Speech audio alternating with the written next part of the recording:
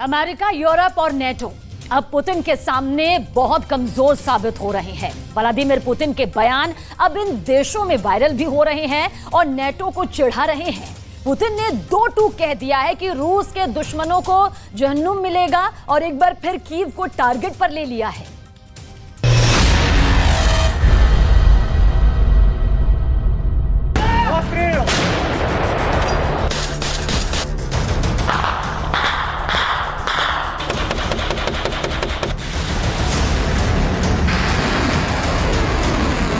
Putin का एक बयान पूरी जंग की दिशा को मोड़ सकता है। कई बार जो काम पुतिन की करोड़ों रुपए की मिसाइल भी नहीं कर पाती है, अरबों खरबों रुपए के हथियार भी जो काम नहीं कर सकते हैं, वो काम पुतिन अपनी कूटनीति से करने में माहिर समझे जाते हैं। और ऐसा ही हुआ है। यूक्रेन के अंदर ज़ेलेंस्की ने पूरे गाजे बाजे के साथ खूब प्रचार करके प्रोपेगेंडा फैलाकर ये घोषणा की थी कि अब यूक्रेन की आर्मी काउंटर ऑफेंसिव करने जा रही है।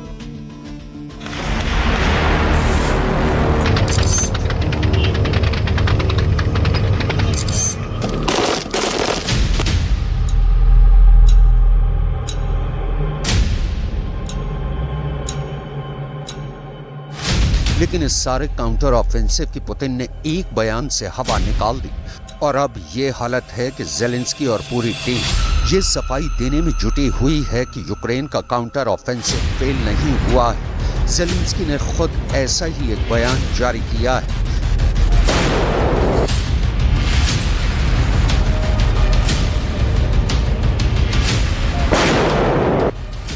ज़ेलेंस्की ने अपना सबसे बड़ा जनरल फ्रंट लाइन पर उतार दिया है।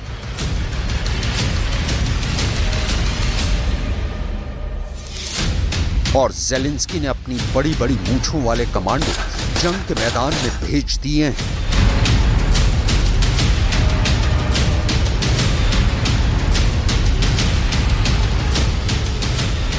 हथियारों की ऐसी ताकत है पुतिन के पास, क्योंकि पुतिन का आत्मविश्वास लगातार बढ़ता ही जा रहा है और इसलिए पुतिन ने बिना रुके ज़ेलेंस्की के काउंटर ऑफेंसिव को एक और झटका देते हुए सीधे कीव पर ही ताबड़तोड़ हमले शुरू कर दिए हैं। यानी पुतिन का मैसेज साफ है, रूस के कब्जे वाले इलाके बाद में लेना, काउंटर ऑफेंसिव बाद में करना, पहले अपना घर तो बचा लो, कम से कम कीव ही बचा लो।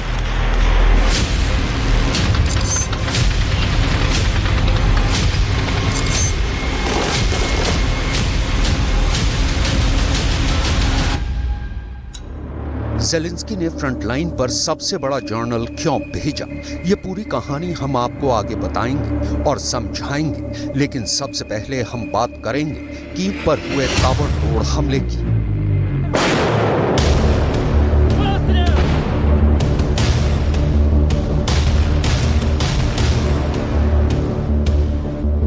रूस ने यूक्रेन की राजधानी कीव और इसके अलावा लवीव के पश्चिम शहरों समेत पूरे यूक्रेन में सैन्य और बुनियादी ढांचे पर ताबड़तोड़ हमला किया है।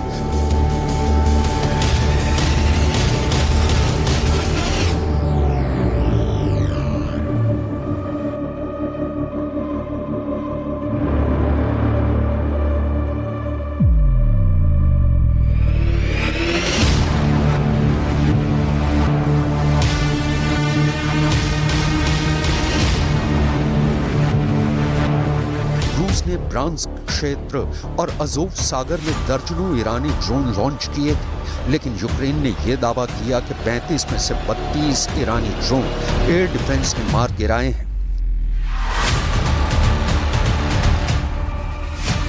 यूक्रेन का दावा है कि रूस इसलिए बौखला गया है क्योंकि रूस की सेना ने 112 वर्ग किलोमीटर की रूसी कब्जे वाली जमीन को आजाद करवा लिया है।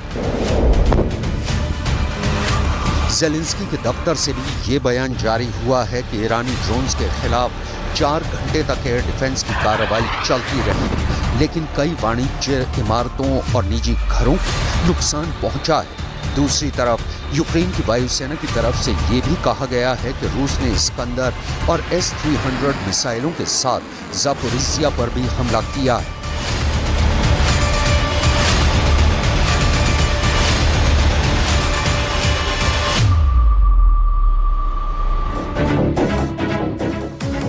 रूस ने जापोरिजिया पर 7 मिसाइलें दागी हैं। तस्वीर को देखकर ये पता चल रहा है कि वैसे तो जेलेंस्की की हालत काफी खराब चल रही है, लेकिन इसके बाद भी जेलेंस्की की तरफ से ये बयान दिया गया है कि काउंटर ऑफेंसिव फेल नहीं हुआ है, बल्कि सही दिशा में चल रहा है।